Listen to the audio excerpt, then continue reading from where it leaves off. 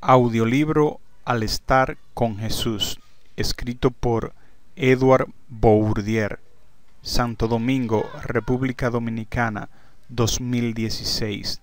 Derechos reservados. Introducción. El anhelo de toda persona que ha escuchado hablar de la maravillosa persona de Jesús es, ¿cómo podría estar en su presencia? ¿Puede Él estar conmigo como cualquier otra persona? ¿Puedo tener una relación íntima y personal con Él? Esta y muchas otras preguntas puedes hacerte en torno a la persona de Jesucristo como Señor e Hijo de Dios. Al leer este libro aprenderás de forma práctica y sencilla que sí se puede y que muchos a través de la historia y hoy en día podemos experimentar su dulce presencia, y Él está a nuestro lado en todo momento. Abre tu corazón e invita a Jesús para que esté contigo desde ahora y para siempre. Capítulo 1. Al estar con Jesús. Hechos 4:13 Reina Valera 1995. Entonces, viendo la valentía de Pedro y de Juan, y sabiendo que eran hombres sin letras y del vulgo, se admiraban, y les reconocían que habían estado con Jesús. Quiero que puedas considerar conmigo unos puntos muy importantes que se pueden aprender con la experiencia que podrás obtener al estar con Jesús, al experimentar su presencia cada día, la intimidad y la comunión que se puede lograr al estar con Él. La sola experiencia de caminar con Cristo cambia todo tu ser y es lo que quiero hablarte a continuación. Lo primero que quiero que veas es la valentía que mostraban Pedro y Juan. No se acobardaron ante las amenazas que recibían. No tenían miedo de lo que les podían acarrear esas amenazas de los principales sacerdotes, intérpretes de la ley y los judíos del pueblo. Ellos no temían, porque el solo hecho de estar con Jesús cambió, transformó, produjo un efecto en sus vidas que los convirtió en hombres valientes y sin temor alguno, porque ya estaban saturados de la presencia de Jesús a través del Espíritu Santo que recibieron por la promesa en Hechos 1:2.8. Lo segundo es que estos dos hombres eran personas sin letras, o sea, no tenían estudios de ningún arte y letra o profesión, tampoco un oficio digno de la época en donde se estaban desarrollando sus vidas. Esto fue motivo de asombro ante sus acusadores y objeto de desprecio, pero el solo hecho de ellos haber estado con el Maestro hacía la diferencia y esto los hacía diferentes a los demás, esto los posicionaba en una esfera de gracia para con el pueblo. Lo tercero es que eran hombres del vulgo. La palabra vulgo es sinónimo de chusma, del populacho, hombres comunes sin ninguna estima o reconocimiento en la sociedad. Pero como al estar con Jesús todo esto cambió, pues como dijo el Señor, Dios vino a buscar a lo vil y menospreciado para avergonzar a los fuertes, a los de alta estima, a fin de que nadie se enorgullezca en su presencia. 1 Corintios 1:2.2. Como resultado de estos hombres haber estado con Jesús fue el asombro y la admiración de todos aquellos que con su dedo acusador le injuriaban y les prohibían que no hablaran más en su nombre. Estos acusadores tuvieron que reconocer que una fuerza mayor estaba en Pedro y Juan, pero esta fuerza es la dulce, sencilla y poderosa presencia de aquel que nos redimió con su preciosa sangre en aquel madero. Como ellos, hoy tú también puedes experimentar esa gracia que solo Jesús puede darte. Los acusadores de Pedro y Juan tenían la intención de callar la predicación del Evangelio de Jesús, pero cuando los propósitos de Dios están para cumplirse, por más que se les resista, tendrán su fiel cumplimiento. Al estar con Jesús los discípulos tomaron valor y fuerzas y los resultados lo podemos ver hasta el día de hoy en los millones de personas transformadas por las buenas nuevas de Cristo. Una mujer, cambiada. Juan 4:2.67. Y estaba allí el pozo de Jacob. Entonces Jesús, cansado del camino, se sentó así junto al pozo. Era como la hora sexta. Vino una mujer de Samaria a sacar agua, y Jesús le dijo, dame de beber. El texto simplemente dice que Jesús fue a Samaria. Capítulo 4:2.4. Quizás en este punto, un poco de lección de geografía sería de ayuda. La tierra de Samaria estaba entre Judea y Galilea. El camino rodeando Samaria era el doble de largo. Cuando desde Galilea a Jerusalén vía directa tan solo había 3 días de viaje, evitar Samaria requería cruzar el río Jordán 2 veces siguiendo el margen este del río.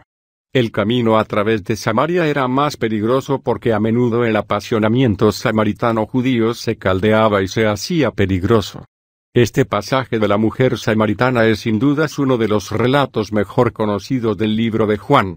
Aquí se relata cómo esta mujer, al estar en la presencia de Jesús y establecer una conversación con el Maestro, dio un cambio inesperado en su vida. Los samaritanos y los judíos no se trataban entre sí, tenían un alejamiento o enemistad de muchos años de historia.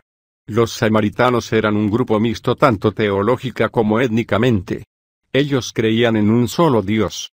Aún más, asociaban su Dios con el Dios que dio la Torá al pueblo de Israel. Los samaritanos estaban genéticamente relacionados con el remanente de las tribus del norte que fueron dejadas en el lugar después del exilio de Asiria. Se hicieron matrimonios mixtos con gentiles que fueron a repoblar Samaria por orden del emperador de Asiria.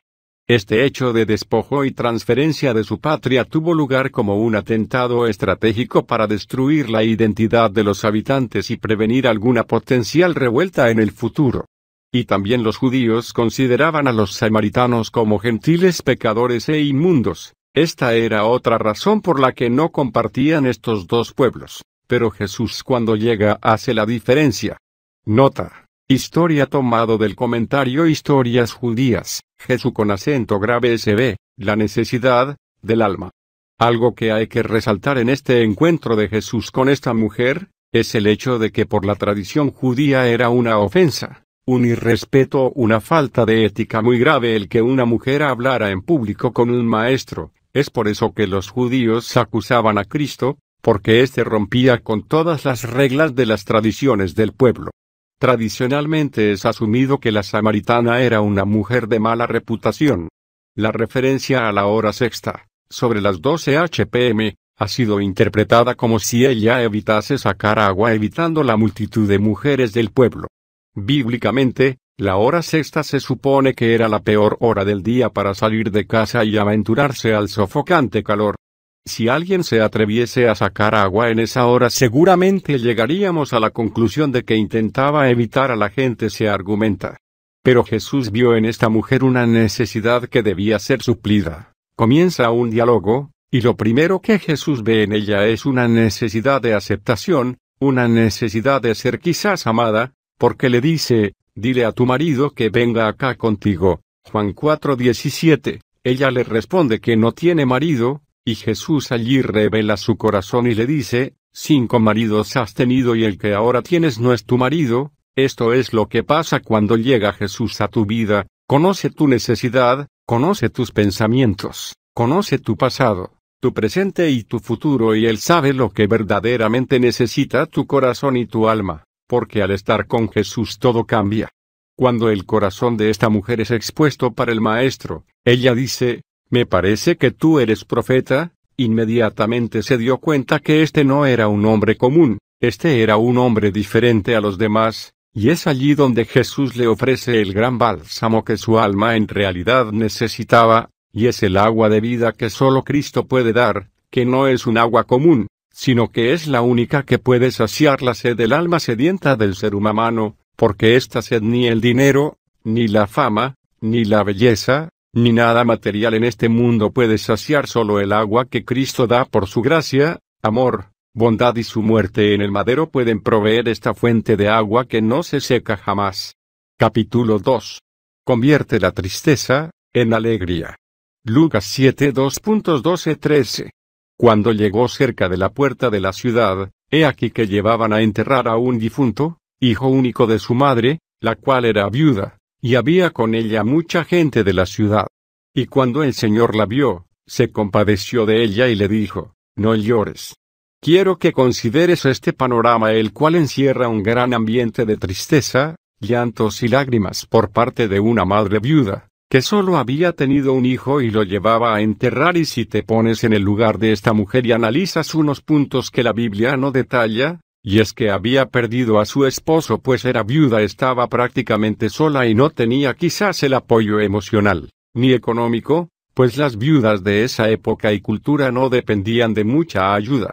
Pero además, en una sociedad que desconocía la jubilación y el seguro social, las viudas estaban en completo desamparo, Por lo tanto, su confianza en Dios y en la misericordia de sus hijos eran sus únicos sustentos, y a pesar de todo esto, el único hijo que tiene acaba de fallecer. Pero en los momentos de necesidades más difíciles e indescriptibles es cuando llega Jesús para cambiar nuestra tristeza en alegría y esperanza, y cuando el Señor la ve, dice la Biblia que se compadeció de ella. El Señor pudo ver su dolor, su desesperación, su falta de esperanza, pues prácticamente lo había perdido todo, su corazón destrozado y sin fuerzas para seguir, y es allí donde el Señor toca el féretro del muchacho y le ordena que se levante, y éste, aún después de muerto, escucha la voz de aquel que todo lo puede, y su espíritu vuelve a su cuerpo y se levanta. ¿Te imaginas el momento de alegría que llenó el corazón de esa madre que había perdido toda esperanza? Pero al estar con Jesús todo cambia, y es lo que sucedió con esta pobre viuda. No importa los momentos más difíciles que vienen a tu vida, al estar con Jesús todo panorama nublado, toda falta de esperanza, el Señor y su presencia le darán una nueva perspectiva a tu modo de ver la vida. Capítulo 3. Fe y ánimo, en medio de los vientos. Mat 14:27. Pero enseguida Jesús les habló diciendo: Tened ánimo, yo soy, no temáis. En este pasaje Jesús quiere enseñarle una gran lección a los discípulos. Primero los envía solos y adelante en la barca, mientras él se queda solo en tierra. El Señor, como sabía todas las cosas y en su ministerio nada ocurría por mera casualidad, él sabía que aquel fuerte viento se levantaría, así como él sabe cuándo se levantarán los vientos en tu vida, y él los permite para enseñarte su poder y que aprendas a depender de él por medio de la fe.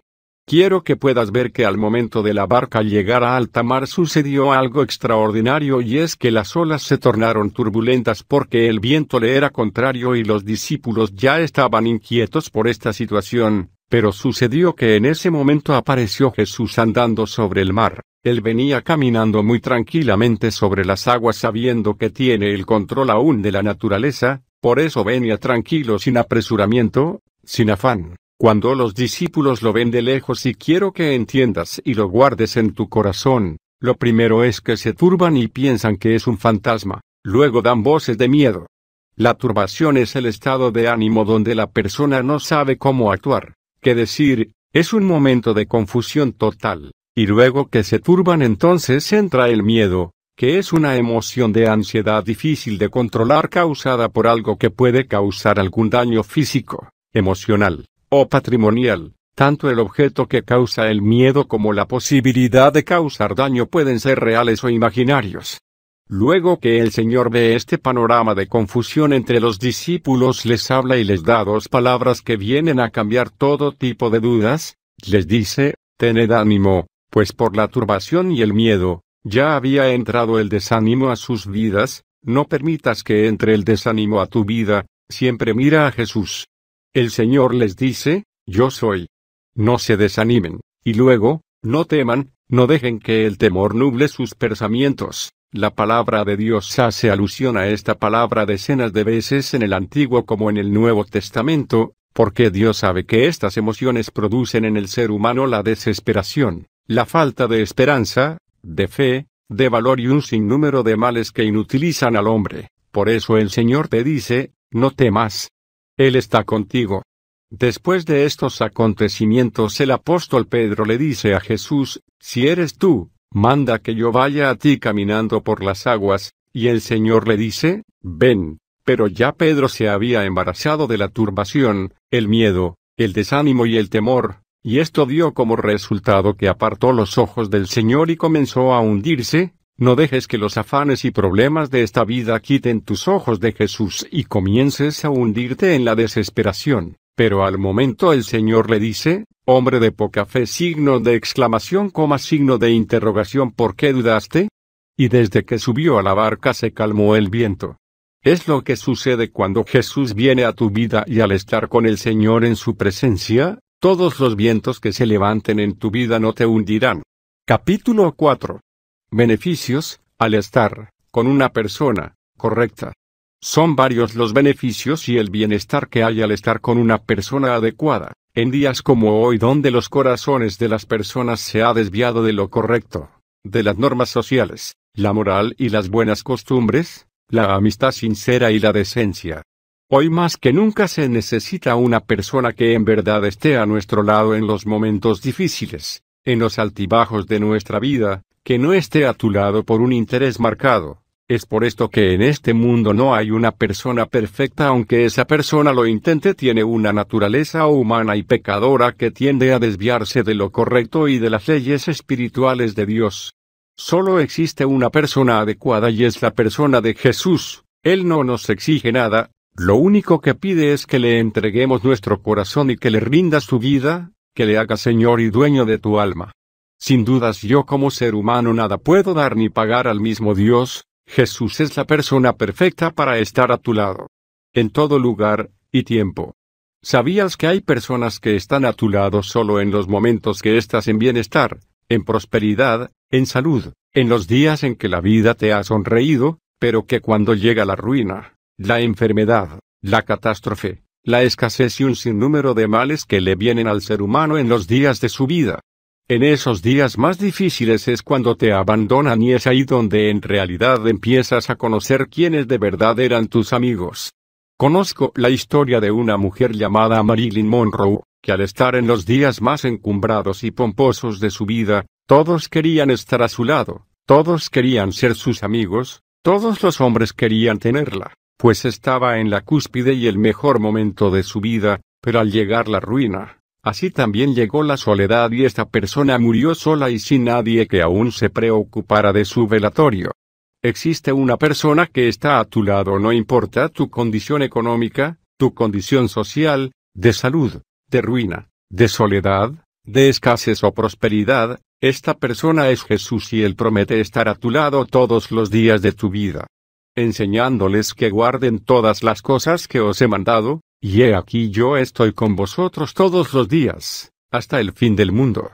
Mateo 28 2.20. Quiero que te hagas esta pregunta: ¿qué ser humano?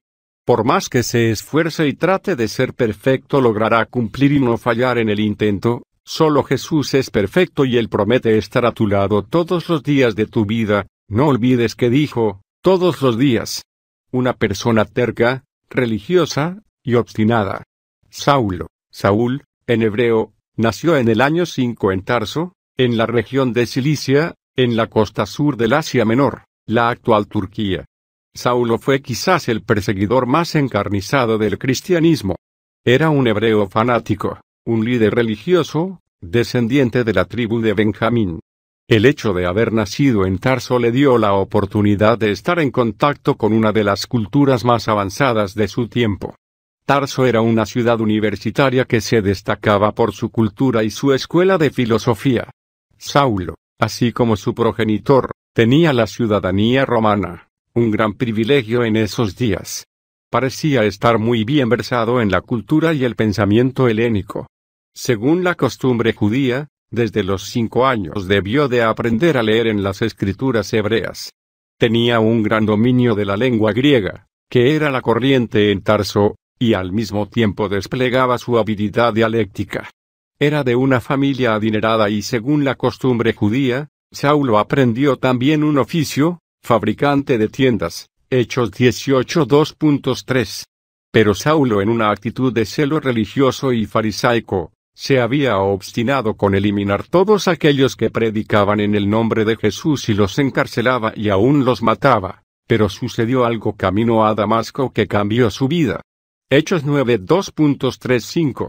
Pero, yendo por el camino, aconteció que, al llegar cerca de Damasco, repentinamente lo rodeó un resplandor de luz del cielo, y cayendo en tierra oyó una voz que le decía, Saulo, Saulo, ¿por qué me persigues?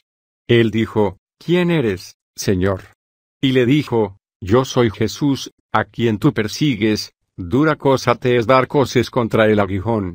Solo el resplandor de luz de la presencia del Señor le derribó a tierra de la montura en la que estaba. Esta persona religiosa y obstinada fue cambiada en ese instante, porque él pensaba que estaba rindiendo un servicio a Dios por medio de sus actos y vida religiosa y farisaica. Pero cuando llega la presencia de Jesús, aún la persona más terca, intelectual, atea y escéptica es transformada por la sola presencia de aquel que todo lo puede y todo lo conoce. Al estar con Jesús, tu perspectiva de ver la vida y las circunstancias que te rodean a diario toman un giro diferente, tus ideas y pensamientos, tus razonamientos y propósitos son cambiados y comienzas a ver las cosas como las ve Dios. Cuando te dejes envolver por su presencia, tu vida no será igual. Así la vida de Pablo dio un cambio de propósito, de planes, de creencia y aún se convirtió de perseguidor a perseguido por causa de Cristo a quien él perseguía. Capítulo 5. Dulce intimidad. La intimidad es un acto de amistad muy estrecha, una confianza interna sin temor a fallar por la unidad de la persona con la cual te relacionas. A menudo cuando mencionamos la palabra intimidad inmediatamente la relacionamos con el sexo y no es así, sino que es un acto que va más allá.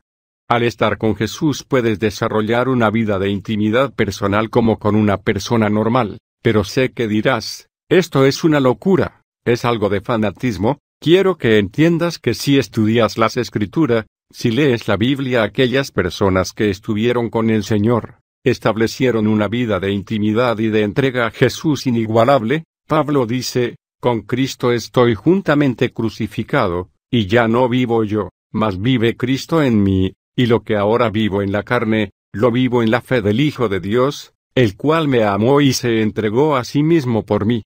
Gálatas 2:20. El apóstol Pablo llega a una relación tal con Jesús que incluso quita su persona, diciendo, ya mi personalidad, mis deseos y sentimientos, mi forma de actuar y de ver la vida, no la veo como yo, sino que mi relación es tan estrecha e íntima con el Señor que por la fe puedo decir, yo hablo como Él y pienso como Él, he quitado mi persona y he puesto la de Él. Así miles de personas a través de la historia se atrevieron a dar aún sus propias vidas en el martirio y la tortura por esta relación con Jesús por medio de esa fe inquebrantable que se logra al estar con Cristo el Señor. Él mora en ti. La seguridad más plena que puedes tener es cuando una persona está a tu lado en todo momento y circunstancias de la vida e incluso más allá de la muerte. Esta es una de las promesas más grandiosas que el Señor pronunció. Respondió Jesús y le dijo, el que me ama, mi palabra guardará, y mi Padre le amará, y vendremos a él, y haremos morada con él. Juan 14:23, cuando recibes al Señor Jesús en tu vida, decides servirle y vivir para él, el amor incondicional del Padre Celestial, Creador de todas las cosas, y Jesús junto con el Padre harán morada, o sea vivirán, y habitarán en tu vida para siempre. ¿Qué hombre o ser humano podría hacerte esta promesa? Luego que el Señor more en ti puedes tener la confianza y certeza de que estará en esos momentos cuando más lo necesites, podrás acercarte a Él por medio de la oración, hablar estando seguro de que está a tu lado para darte el reposo y la paz que necesites. Lo más importante es que está a tu lado en todo lugar, en todo momento, en toda circunstancia y espacio de tiempo que le necesites. Una de las limitaciones que tiene el hombre, es que no puede estar en dos lugares a la vez, no puede moverse en el tiempo que se traslada la luz o la brisa, no así el Señor, el cual puede estar en todos los lugares al mismo tiempo, conoce todos los pensamientos y nadie puede escapar de su presencia y de su Espíritu Santo, porque Dios estará a nuestro lado en todo momento. Él dice, Salmo 137 2.7-10. ¿A dónde me iré de tu espíritu? ¿Y a dónde huiré de tu presencia? Si subiera a los cielos, allí estás tú, y si en el Seol hiciera mi estrado, allí tú estás. Si tomara las alas del alba, y habitara en el extremo del mar, aún allí me guiará tu mano, y me asirá tu diestra. Testimonio de una mujer libertada. A partir del año 1985, la vida de la señora Elina Zapata no sería la misma. Cuenta que al estar acostada con su esposo a partir de la madrugada, de manera muy persuasiva y difícil de escuchar, entra un hombre a robar en su casa y ella despierta y con los ojos abiertos estaba perpleja, temerosa y sin poder hablar o dar aviso a su esposo, pues veía al ladrón caminar por la habitación y robar lo que había en su gavetero. Luego de este ladrón abandonar la casa se apoderó de ella un trauma de temor que desencadenaría un ataque de nervios que marcaría el resto de su vida. Luego de este trauma comienza una serie de ataques nerviosos que se manifestaban anualmente o en periodos de tiempo prolongados. Esto trajo una serie de tratamientos y visitas a los psiquiatras que no le estaban ayudando en lo absoluto. Las pastillas que tomaba para calmar los nervios la ponían en un estado de adormecimiento que ya no podía aguantar. Un día en su desesperación ella clamó a Dios, que ya no podía aguantar más su situación y esas pastillas para los nervios. Dios escuchó su clamor y la dirigió a una iglesia cristiana donde entregó su vida a Jesús, pero después de varios meses el problema seguía igual. Hasta que un día ella propuso en su corazón acercarse más a Jesús y comenzó una serie de ayunos y de oración continua en la presencia del Señor y fue allí donde ocurrió el milagro, pues al estar con Jesús fue libertada de aquel azote de nervios que controlaban su vida. Pasaron los meses y los años, nunca más se manifestaron los síntomas de nervios, nunca más tuvo que usar pastillas, porque al estar con Jesús todo cambia. Capítulo 6. Tu fe crecerá. Marcos 5:2.25-28. Pero una mujer que desde hacía 12 años padecía de flujo de sangre, y había sufrido mucho a manos de muchos médicos, y había gastado todo lo que tenía y de nada le había servido, antes le iba peor, cuando oyó hablar de Jesús se acercó por detrás entre la multitud y tocó su manto, porque decía, si toco tan solo su manto, seré sana. Sin duda alguna una de las peticiones más frecuentes de un creyente hacia Dios es Señor, aumenta mi fe, si analizas cuidadosamente este pasaje y sin sacarlo de contexto, te darás cuenta que luego de esta mujer padecer de su hemorragia y gastar todo lo que tenía en médicos, ella no obtenía ningún resultado positivo para su padecimiento. Algo que sucedió en la mujer fue que ésta había escuchado hablar de Jesús, los milagros que hacía, los muertos que había resucitado, los enfermos que había sanado y que él era el Hijo de Dios. Quiero detenerme en este punto. La Biblia dice en la traducción de la Nueva Versión Internacional, Romanos capítulo 10:17. Así que la fe viene como resultado de oír el mensaje, y el mensaje que se oye es la palabra de Cristo. ¿Cómo puedes escuchar la voz de Dios? Estudiando su palabra escrita. Allí es donde Dios ha plasmado su voluntad y el camino que el ser humano debe escoger. Por otro lado, no podemos ignorar en cuanto a esta mujer enferma es que, los judíos tenían un código de higiene muy adelantado en comparación con los demás pueblos. De lo contrario, su peregrinaje por el desierto habría sido una calamidad. Este código se ocupa de la higiene pública, de la provisión de agua, de las aguas hervidas, de la inspección y selección de alimentos, y del control de las enfermedades infecciosas. La enfermedad que citan los evangelistas es conocida como menorragia. Es una enfermedad en la que se prolonga anormalmente el flujo menstrual y puede producir anemia. Si pensamos que esta mujer fue víctima de esta enfermedad, lo más probable era que tenía anemia, que es una enfermedad de la sangre caracterizada por una disminución anormal en el número de glóbulos rojos, eritrocitos o hematíes. Los síntomas más comunes de la anemia son el decaimiento físico y psíquico, síntomas cardiorrespiratorios como fatiga y palpitaciones, síntomas gastrointestinales como vómitos, diarrea o estreñimiento, síntomas neurológicos como cefalea, acúfenos, mareos o vértigo y alteraciones genitourinarias como amenorrea o pérdida de la libido. Además del sufrimiento físico que esta enfermedad podría causar, hacía impura a la mujer desde el punto de vista judío. Según las leyes de sanidad de los judíos durante el período de flujo de sangre, la mujer era considerada impura y tenía que seguir ciertos parámetros para evitar ser causa de contaminación. Tenía que permanecer apartada del pueblo los días que durara su menstruación. Cualquier cosa que tocara se hacía impuro hasta la noche y lo mismo pasaba con todo lo que la tocara o toda persona que tocare algo que ella había tocado como su cama, sus sillas, sus vestidos. Levítico 15:2.19-28. Después de ver y analizar todo este panorama te puedes dar cuenta del padecimiento físico, social y emocional por el que estaba atravesando esta mujer. Pero con solo ella escuchar, oír hablar de Jesús y él atravesarse en medio de su vida, todo cambió. ¿Cómo puede crecer tu fe? Mientras más estudies los evangelios en donde se narran todos los hechos de Jesús y sus enseñanzas, toda su vida pública, su compasión, su misericordia y su amor incomparable tanto más aumentará tu confianza en medio del diario vivir y tu vida experimentará el gozo que solo Cristo puede dar. Capítulo 7. Ánimo y fuerzas, para seguir adelante.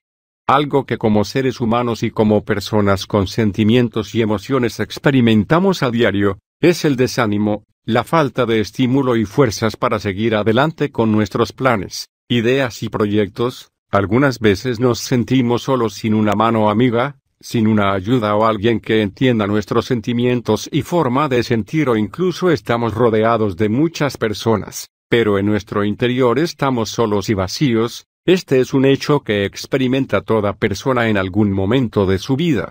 Hay un relato en los Evangelios muy especial de cómo los discípulos experimentaron un momento en el que se sintieron sin esperanzas aún de vida, en medio de un fuerte viento que se levantó en medio del mar. Marcos 4 2.38-40. Él estaba en la popa, durmiendo sobre un cabezal. Lo despertaron y le dijeron, signo de exclamación abierta, Maestro, ¿no tienes cuidado que perecemos? Él, levantándose, reprendió al viento y dijo al mar, signo de exclamación abierta, calla, enmudece. Entonces cesó el viento y sobrevino una gran calma. Y les dijo, signo de interrogación abierta, ¿por qué estáis así amedrentados? ¿Cómo no tenéis fe? Jesús estaba durmiendo en la popa del barco y se puede analizar claramente que esta embarcación no era un velero como en estos tiempos, lo que quiere decir que las lluvias también estaban mojando al Señor y al parecer estaba profundamente dormido, quizás por los viajes largos que tenían que hacer y caminar largos trayectos de ciudad a ciudad. El cansancio al parecer lo hizo estar en un profundo sueño. Pero los discípulos estaban muy turbados y amedrentados de tal forma que gritaron al maestro si no se daba cuenta de que la tormenta estaba hundiendo la embarcación. Cuando tus sentidos se nublan y no puedes discernir que Jesús está en control del ritmo que lleva la barca de tu vida, es cuando viene la desesperación en medio de la tormenta y como seres humanos finitos y limitados tendemos a desesperarnos y se nos olvida que un día le entregamos nuestra vida al Maestro. Los discípulos estaban amedrentados y llenos de temor, porque sus vidas corrían peligro, pero cuando Jesús se levanta, imagino que una calma, una paz y confianza irradiaban del Maestro y él ordenó al viento y a las olas que se calmasen y se calmaron a la sola orden del Señor. Cuando sus seguidores vieron esto estaban atónitos y se decían entre sí, aún los vientos y el mar le obedecen. Qué confortante y refrescante es saber que Jesús tiene control y dominio de los vientos que se levantan en nuestro diario vivir y que al estar con Jesús todas las cosas cambiarán. Capítulo 8. La oración y la meditación. Del latín oratio, onis. Etimológicamente es una expresión oral, es decir, que debe expresarse con el lenguaje. En palabras más sencillas, orar es hablar con Dios, es establecer un diálogo directo, íntimo y personal como hablar o dialogar con aquel que hizo todas las cosas y que aunque no lo puedes ver sabes que está al lado de ti y en ti, por medio de la fe y el Espíritu Santo, escuchando todas tus palabras y sabiendo todo lo que haya en tu corazón. Salmos 65 2.2. Toda persona que profesa la fe en Jesucristo debe tener en cuenta que tiene que dedicar un momento, un tiempo a solas con el Señor, un tiempo en que establezca un diálogo personal con Dios. Puede ser antes de acostarte, en la madrugada o al levantarte, en un tiempo libre. No tienes excusa para hablar con Dios y no importa la postura que adoptes, puede ser de rodillas, sentado o parado. Lo importante es que en tu corazón esté el deseo y anhelo de conversar, expresar tus deseos, tus sentimientos, tus problemas a tu Padre Celestial, el cual es creador de todo cuanto existe. Quiero que analicemos la vida de oración de Jesús. Marcos 1:35, levantándose muy de mañana, siendo aún muy oscuro, salió y se fue a un lugar desierto, y allí oraba. El Señor era 100% hombre y 100% Dios, entonces si era hijo de Dios, ¿por qué tenía la necesidad de orar? Su parte divina quizás no tenía la necesidad, pero su parte humana, débil y expuesta a la tentación sí, por esto él dijo, velad y orad, para que no entréis en tentación, el espíritu a la verdad está dispuesto, pero la carne es débil. Marcos 14:38. Si Jesús tenía una vida íntima de oración con Dios el Padre, imagina cuánto más nosotros que somos simples mortales, viviendo en unos días cargados de tentación, afanes, necesidades, ofertas de todo tipo y donde el Dios dinero es quien tiene el ambiente contaminado. ¿Cómo puedes tú como creyente estar con Jesús? Por medio de la oración, conversando con Él, y mientras más tiempo dures en su presencia, tanto más le conocerás. ¿Cómo puedes conocer mejor a una persona? Mientras más conversas con esa persona puedes conocer cómo piensa, cómo actúa, cuáles son sus perspectivas de la vida, porque de la abundancia del corazón habla la boca. Lucas 6:45. Por encima de la ropa puedes ver cuando una persona tiene una relación estrecha e íntima con Jesús, y eso es porque vive una fiel vida de oración. Algo especial que sucede con el hombre o la mujer de Dios de oración es que al estar en constante comunicación con el Señor, la naturaleza de Dios se añade a su naturaleza, pues tiene una íntima comunión con Dios y comienza a pensar, actuar y hablar de acuerdo a las palabras del Señor. Por esto, al estar con Jesús cada día te parecerás más a Él y todos sabrán que has estado con Él. Si alguna vez te llaman fanático, entonces puedes decir con toda seguridad que crees si eres discípulo del fanático más grande de todos los tiempos, y es Jesús. La meditación. La meditación es la actividad que consiste en recordar, en pensar, reflexionar y en aplicar a uno mismo todo lo que sabe acerca de las obras, el proceder, los propósitos y las promesas de Dios. Así la define J. L. Parker en su libro Hacia el conocimiento de Dios. Sin duda alguna, la meditación constituye un bálsamo para toda persona y la situación emocional, espiritual y cualquier otro problema por el cual esté atravesando. El pensar y hacer reflexión de los momentos positivos y las salidas agradables que tratemos de buscar a nuestra situación, nos situará en un tipo de tranquilidad diferente. Uno de los hombres que nos dejó mayor ejemplo de lo que es meditar en las promesas de Dios y su palabra fue el rey David, y cómo él encontraba el bálsamo y la salida que Dios le proveía para cada situación de su vida. En el Salmo 143 2.5, me acordé de los días antiguos, meditaba en todas tus obras, reflexionaba en las obras de tus manos. Lo primero que dice es que se acordaba o pensaba en los días en los que Dios hizo maravillas, milagros y hechos poderosos en el pueblo y en la creación misma. Luego dice que meditaba en todas las obras que estaban escritas en la ley, y quiero hacer un paréntesis en esta parte, pues Dios le dice a Moisés de esta forma: escribe esto para memoria en un libro, y di a Josué que raeré del todo la memoria de Amalek de debajo del cielo. Éxodo 17:14. Dios en su omnisciencia y sabiduría sabe que la meditación y el pensar en sus obras y poder serían de fortaleza y fe para el pueblo, y que éste pusiera en él su confianza y esperanza. Por esto dice a Moisés: escríbelo. Cuando has estudiado la palabra de Dios, la Biblia, y la has analizado de manera sistemática y minuciosa, la has memorizado y has sacado un buen argumento de lo que Dios quiere decirte, esto impartirá fe y confianza en el que creó todas las cosas, y todas las cosas están en su perfecto control. El Espíritu de Dios te dará la convicción para que lo creas en tu corazón. Juan 16:13. El acto de la meditación debiera ser una práctica diaria de todo creyente, así como el Salmo 119 en su mayor parte habla de la meditación en la palabra y los estatutos de Dios como fuente de fortaleza, ánimo, esperanza y valor, que son el motor para enfrentar los vituperios de la vida diaria. Pensar y meditar en los hechos y las obras maravillosas que ha hecho el Señor Jesucristo en los Evangelios, estudiarlos cada día, esto nos dará como resultado el fortalecer nuestra fe y convicción en su palabra. Reflexionar es el acto de considerar, pensar, analizar con detenimiento sobre un tema en particular. El rey David habla de reflexionar sobre las obras de Dios. Esto incluye también la obra de la creación, que es la existencia de todo cuanto hay. El salmista era un hombre experimentado en la meditación y la reflexión de la palabra de Dios, y esto lo hizo ser conforme al corazón de Dios. 1 Samuel 13:14. Este era del tema principal de David. El Señor está en control. Descansa en Él. No te inquietes por lo que traman los malhechores que hacen el mal. Descansa en el Señor, también confía en Él. Deleítate en el Señor. Y en toda la ayuda, la fuerza, y el ministrar del Espíritu de Dios a nuestros corazones, a través de los salmos. El dulce salmista de Israel nos enseña que podremos vivir una vida de victoria si meditamos y reflexionamos en las palabras de Dios. Capítulo 9. Podemos acercarnos a Jesús con acento grave S, por medio de su sacrificio. ¿Qué significa que Jesús murió por nuestros pecados?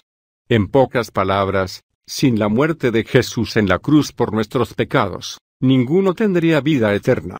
Jesús mismo dijo: Yo soy el camino, y la verdad, y la vida, nadie viene al Padre sino por mí. Juan 14, 2.6. En esta declaración, Jesús expone la razón de su nacimiento, muerte y resurrección, para proveer el camino al cielo para una humanidad pecadora, quien jamás podría llegar allí por sí misma. Cuando Dios creó a Adán y Eva, ellos eran perfectos en todos sentidos y vivían literalmente en un paraíso, el jardín del Edén. Génesis 2:15. Dios creó al hombre a su imagen, significando que también tenían la libertad para tomar decisiones y elegir por su propia voluntad. Génesis 3 describe cómo Adán y Eva sucumbieron a las tentaciones y mentiras de Satanás. Al hacerlo, ellos desobedecieron la voluntad de Dios al comer del árbol del conocimiento del cual se les había prohibido, y mandó Jehová Dios al hombre, diciendo: De todo árbol del huerto podrás comer, mas del árbol de la ciencia del bien y del mal no comerás, porque el día que de él comieres, ciertamente morirás. Génesis 2:16-17. Este fue el primer pecado cometido por el hombre, y, como resultado, toda la raza humana está sujeta tanto a la muerte física como a la muerte espiritual, en virtud de nuestra naturaleza pecadora heredada de Adán. Dios declaró que todos los que pecaran morirían, tanto física como espiritualmente. Este es el destino de toda la humanidad. Pero Dios, en su gracia y misericordia, proveyó una salida para este dilema, y derramó la sangre de su perfecto Hijo en la cruz. Dios declaró que sin derramamiento de sangre no se hace remisión. Hebreos 9:22, pero la remisión es provista a través del derramamiento de sangre. La ley de Moisés, Éxodo 22.2-17, proveía una forma para que la gente fuera considerada sin pecado o justa a los ojos de Dios, la ofrenda de animales sacrificados por el pecado. Estos sacrificios fueron solo temporales, aunque realmente eran una prefiguración de lo perfecto, del sacrificio de Cristo en la cruz, hecho una vez y para siempre. Hebreos 10:10. Esto es por lo que Jesús vino y por lo que Él murió, para convertirse en el último y final sacrificio, el perfecto sacrificio por nuestros pecados. Colosenses 1:22, 1 Pedro 1:19. A través de Él, la promesa de la vida eterna con Dios se vuelve efectiva a través de la fe de aquellos que creen en Jesús, para que la promesa que es por la fe en Jesucristo fuese dada a los creyentes. Gálatas 3:22. Estas dos palabras, fe y creer, son cruciales para nuestra salvación. Es a través de creer en la sangre de Cristo derramada por nuestros pecados, que recibimos la vida eterna. Porque por gracia sois salvos, por medio de la fe, y esto no de vosotros, pues es don de Dios, no por obras, para que nadie se gloríe. Efesios 2:8-9.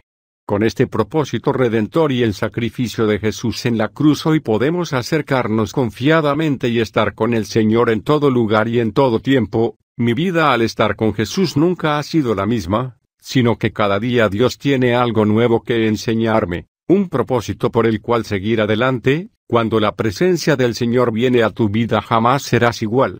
El único camino. Considera esto, y es que nadie ha hecho lo que Jesús ha hecho.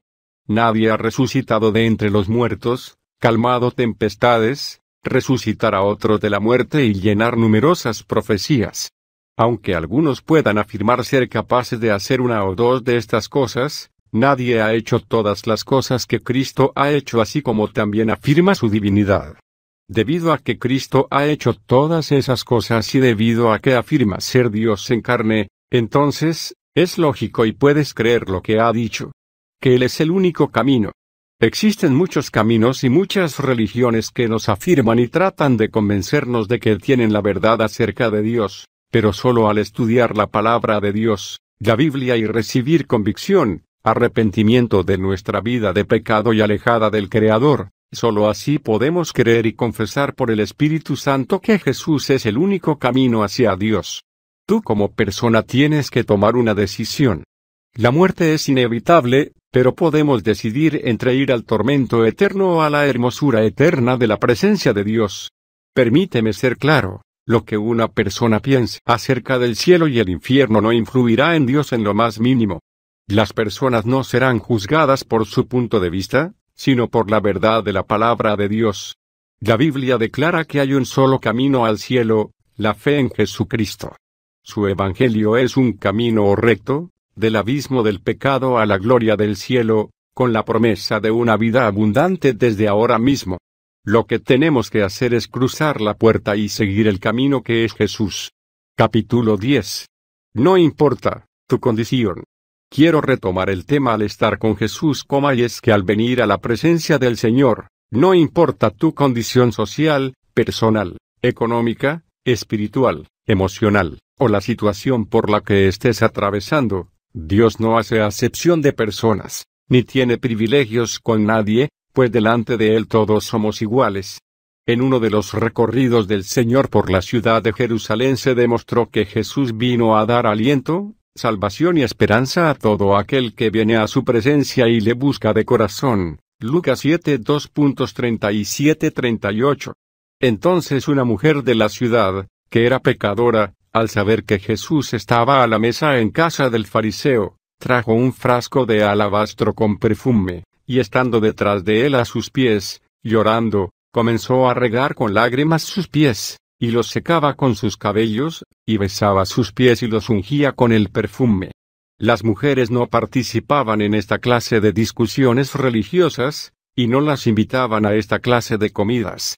Lucas nos cuenta, entonces una mujer de la ciudad, que era pecadora. Aquí tenemos a esta mujer, es una pecadora, su reputación la precede en forma negativa. La mayoría de los comentaristas creen que lo más probable es que haya sido una prostituta.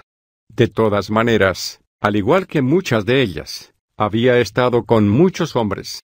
Había hecho cosas que no debió haber hecho. Había dañado y destruido su reputación, porque la consideraban inmunda y mundana. Pero ella se entera de que Jesús está en casa de este hombre, y se propone hacer lo impensable. La mujer se da cuenta de que los pies de Jesús están sucios y aprovecha esta oportunidad para entrar en la escena. Eso quiere decir que los huéspedes habían sido desconsiderados y descorteses con Jesús. No lo estaban tratando como invitado de honor, como debía ser. Se acostumbraba, en la tradición judía, cuando un invitado entraba a la casa, que uno de los siervos o esclavos le lavaran los pies. Como mínimo, se les daba una tinaja de agua para limpiarse los pies y aceite de oliva para refrescarse, porque solían andar por caminos polvorientos y enlodados. Por ahí transitaban los animales, por lo tanto había excremento, basura y lodo, y además usaban sandalias de punta abierta, y la mugre se les metía entre los dedos de los pies, y entre las uñas de los pies, y los pies estaban sucios. Si uno quería recostarse a comer, con los pies descalzos, durante la cena todos hubieran visto sus pies, por lo tanto era honroso y considerado que un huésped le hiciera lavar los pies al invitado, o al menos brindarle lo necesario para que se los lavara él mismo. La mujer pudo ver una oportunidad para acercarse a Jesús e ir a sus pies, porque ella sabía que este hombre no era igual a los demás. Ella estaba convencida en su corazón que el Señor entendería su necesidad social, emocional y espiritual, por esto se acerca con un corazón humillado y con lágrimas, y Jesús atendió esa necesidad y perdonó sus pecados, porque el Señor ve tu corazón y puede venir a Él todo aquel que necesite perdón, amor, fuerzas, esperanzas y una nueva visión para seguir adelante. Solo el estar unos minutos con Jesús, esta mujer recibió aceptación, y pudo ver que el amor incondicional del Señor Jesucristo es diferente a todos los demás. Capítulo 11. Un mensaje práctico. Tú puedes acercarte confiadamente y estar con Jesús a través de la oración, la meditación, el estudio de la palabra de Dios, y el Espíritu Santo en todo momento y en toda circunstancia de tu vida. Jesús prometió estar con todos aquellos que le sirven y que de corazón le buscan hasta el fin del mundo, Mateo 28 2.20. Mi oración es que si has leído este libro y has entendido que no hay lugar, ni espacio, ni tiempo que escapen a la presencia de Dios, entonces es tu oportunidad para comenzar una relación íntima y personal con aquel que derramó su sangre en la cruz del Calvario y que solo está esperando que te decidas a decirle: Señor, ya estoy cansado de tanta religiosidad, de tanto dogmatismo, y enseñanzas personales de hombres, quiero conocerte y estar en tu presencia cada día. La voluntad de Dios es que le conozcamos y que podamos ser semejantes a su Hijo Jesucristo. Y esta es la vida eterna, que te conozcan a ti, al único